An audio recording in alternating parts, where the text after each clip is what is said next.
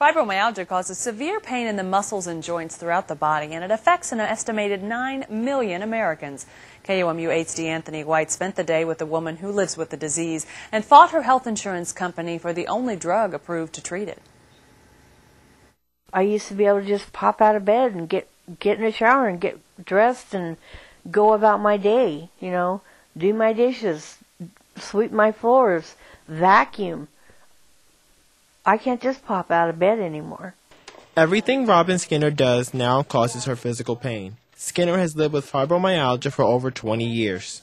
It was 2 years before I became diagnosed that my arms and my fingers, my hands, started getting severe pain. Fibromyalgia is a disease of the nervous system that causes widespread pain in the muscles and joints throughout the body. It's estimated to affect more than 9 million Americans, mostly women. I'm in pain a lot right now. Patients like Skinner living with fibromyalgia often experience fatigue, loss of sleep, headaches, and numbness. Last June, the Food and Drug Administration approved prescription pregabalin, more commonly known as Lyrica, in the fight against fibromyalgia. To date, Lyrica remains the only drug therapy approved to treat the disease. Yet many health insurance companies won't pay for it. Lyrica is on a day-to-day cost fairly inexpensive, number one. Number two is, compared to other medications, it's unique.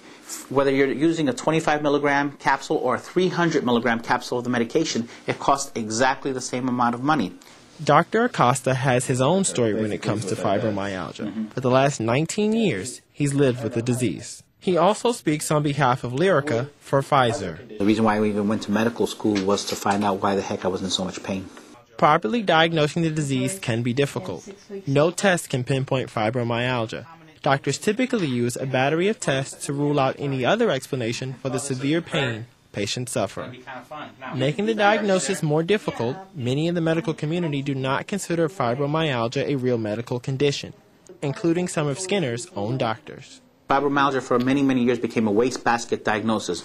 When a patient was either crazy or didn't know, you didn't know what was wrong with them, or you were frustrated because you couldn't diagnose them as a physician, then they say, oh, they have fibromyalgia. Skinner says she broke down in tears after one doctor told her the fibromyalgia was in her head and not real. You just want to shake them.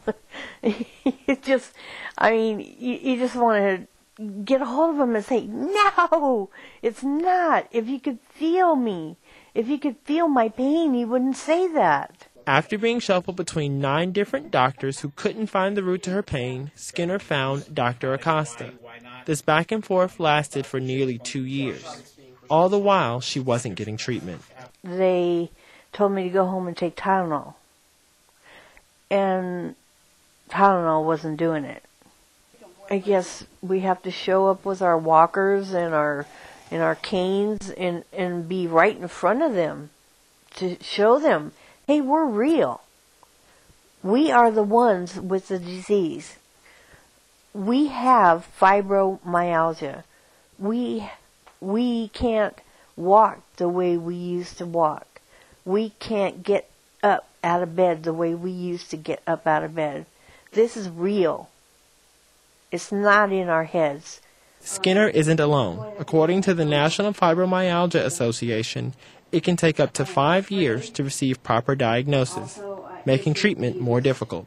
With a Target 8 investigation, I'm D'Anthony White. Now tomorrow on KOMU 8 News at 10, we'll take a closer look at the reason patients like Robin Skinner can't get prescriptions for Lyrica.